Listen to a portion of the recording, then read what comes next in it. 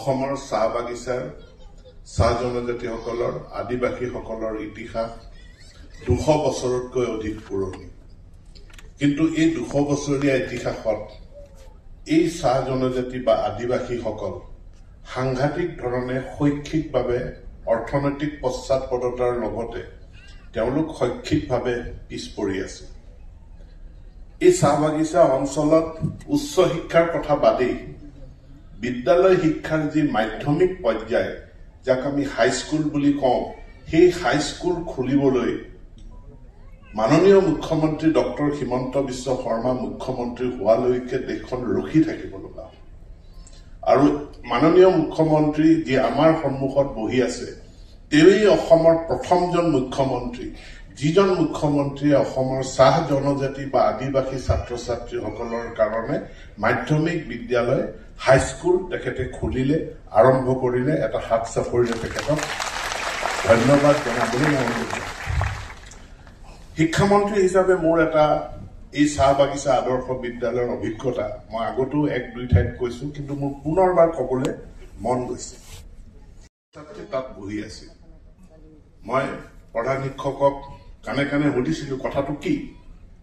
তেওঁ মোক কৈছিল ইয়াততো কোনো স্কুলেই নাছিল, ল'ৰা ছোৱালী LP স্কুল পঢ়ে, LP স্কুল এখন আছে 5লৈকে পঢ়ে, তাৰ পাছততো পঢ়িবলৈ ছাত্ৰ ছাত্ৰীৰ কোনো ব্যৱস্থা নাই। নামচাঙৰ পৰা জয়পুৰলৈ গোটেই দিহিং পাটকাইৰ মাজেৰে যাব লাগিব, আৰু গলে গধূলি ঘূৰি আহিব নোৱাৰে, কাৰণ ইমান দূৰ খোজকাঢ়ি যাব লাগিব। আৰু দুখীয়া ছাত্ৰ ছাত্ৰী তেওঁলোকে হোষ্টেল বা বৰ্ডিঙত থাকিও পঢ়া শুনা কৰিব নোৱাৰে, সেইকাৰণে ক্লাছ 5লৈকে পঢ়ি তেওঁলোকে বিদ্যালয় শিক্ষা বাদ দিছে। মই এজন খুব ভাল শিক্ষককে তাতে প্ৰধান শিক্ষকৰ দায়িত্ব দিছিল, আৰু তেওঁ বহুত কষ্ট কৰি সেইসকল ছাত্ৰ ছাত্ৰী শিক্ষাদান দিয়া আৰম্ভ কৰিলে।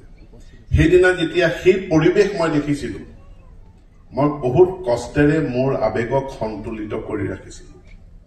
যোৱা বছৰ সেইখন বিদ্যালয়ৰ প্ৰিন্সিপালে মোলৈ ফোন কৰিছিল মেট্ৰিকৰ ৰিজাল্ট দিয়াৰ দিনা। কৈছে, ছাৰ আপুনি যিবিলাক দাড়ি গোপ থকা ডাঙৰ ডাঙৰ ল'ৰা ছোৱালী চাই গৈছিল, আজি আমাৰ প্ৰথম বেটছটোৱে মেট্ৰিক পাছ কৰিছে, সেই শুভ সংবাদ আপোনাক দিছো।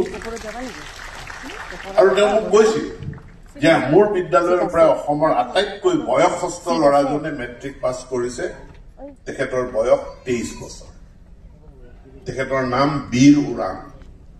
যদি এই বিদ্যালয় তাত নুখুলিলেহেঁতেন তেওঁলোকে কোনোদিনেই মেট্ৰিক পাছ নকৰিলে। 3 দিন আগত হঠাৎ সেইখন বিদ্যালয়ৰ প্ৰধান শিক্ষকে মোক আকৌ ফোন কৰিলে। মই ফোনটো ধৰিলো, মই ব্যস্ত আছিলো মিটিঙৰ মাজত, তথাপিতো ফোনটো ধৰিলো। কৈছে, ছাৰ এটা সমস্যা হৈছে। কিয়? যে মই মোৰ নামচাং আদৰ্শ চাহ বাগিচাৰ ল'ৰা ছোৱালীক শিৱসাগৰ দেখুৱাবলৈ আনিছো, ৰংঘৰ তলাতল ঘৰ দেখুৱাবলৈ আনিছো, মোক তলাতল ঘৰত সোমাব নিদিয়ে। কৈছো, কিয় সোমাব নিদিয়ে? কৈছে, এইটো ছাত্ৰ ছাত্ৰীৰ কাৰণেতো বিনামূলীয়া। কৈছে, হয় ছাত্ৰ ছাত্ৰীৰ কাৰণে বিনামূলীয়া, কিন্তু মোৰ ছাত্ৰ ছাত্ৰীবিলাক বিদ্যালয়ৰ ছাত্ৰ ছাত্ৰী হলেও 15 বছৰ বয়সতকে ডাঙৰ, সেইকাৰণে এওঁলোকে আমাক সোমাব নিদিয়ে। মই ক'লো, আপুনি তাতে ৰাখক, মই 5 মিনিটত আপোনাক ব্যৱস্থা কৰি দি আছো। লগে লগে ডিচিক ফোন কৰি ক'লো, কাহিনী এনেকুৱা, গতিকে আপুনি তৎকালে ছাত্ৰ ছাত্ৰীসকলৰ বিনামূলীয়া প্ৰৱেশৰ ব্যৱস্থা কৰি দিয়ক।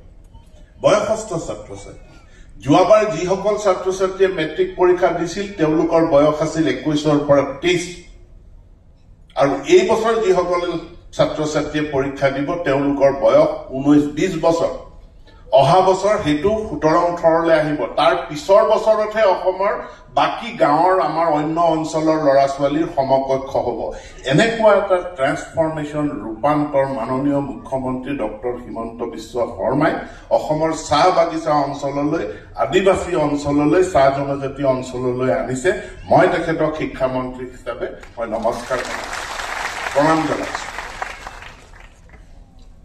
অসম ভাৰতবৰ্ষৰ কোনো ঠাইত, কোনো ৰাজ্যত নাই যে উচ্চ শিক্ষালৈকে শিক্ষা বিনামূলীয়া। শিক্ষাৰ অধিকাৰ আইনত কেৱল ক্লাছ 8লৈকে শিক্ষা বিনামূলীয়া, কেৱল 8লৈকে ইউনিফৰ্ম দিয়া হয়, কেৱল 8লৈকে মিড ডে মিল দিয়া হয়। কিন্তু মাননীয় মুখ্যমন্ত্ৰীৰ নেতৃত্বত ক্লাছ 12লৈকে তেওঁ ইউনিফৰ্ম দিলে, ক্লাছ 12লৈকে তেওঁ বিনামূলীয়া পাঠ্যপুথি দিলে, আৰু ক্লাছ 12 লৈকে তেওঁ বিনামূলীয়া নাম ভৰ্তি কৰিলে আৰু এতিয়া যোৱা 5টা বছৰৰ ভিতৰত এই বিনামূলীয়া শিক্ষা বিশ্ববিদ্যালয় পৰ্যন্ত তেখেতে কঢ়িয়াই আনিলে প্ৰায় 1000 কোটি টকাৰ ব্যয় হৈছে আজি 362খন মহাবিদ্যালয় 1215খন আমাৰ মাধ্যমিক বিদ্যালয় তেওঁলোকলৈ আজি প্ৰায় 150 কোটি টকাৰ ধন ইয়াৰ পৰাই মাননীয় মুখ্যমন্ত্ৰীয়ে মুকলি কৰি দিব মই হেকত এটা কথা কওঁ যে মাননীয় মুখ্যমন্ত্ৰীৰ নেতৃত্বত আমি এক ডিজিটেল ব্যৱস্থা গোটেই অসম চৰকাৰত গঢ়ি তুলিলো শিক্ষা হেতুকে ধৰি মেট্ৰিক পৰীক্ষা হায়াৰ সেকেন্ডাৰী পৰীক্ষা সকলোতে ডিজিটাইজেশ্যন কৰা হ'ল আৰু এই ডিজিটাইজেশ্যন কৰি আমি উচ্চ শিক্ষাটো সামৰ্থ পোৰ্টেল লৈ নিযুত মইনাক দিবলগীয়া ধনৰাশি এতিয়া মেট্ৰিকত দিবলগীয়া মেট্ৰিক প্ৰাৰ্থীসকলক দিবলগীয়া ধনৰাশি এই সকলোখিনি এটা বুটাম টিপি আমি ইয়াৰ পৰা পঠিয়াব পাৰো এতেকে যি ডিজিটাইজেশ্যন আমি কৰিছো শিক্ষা হেতু সুফলবিলাক এতিয়া আমি পাইছো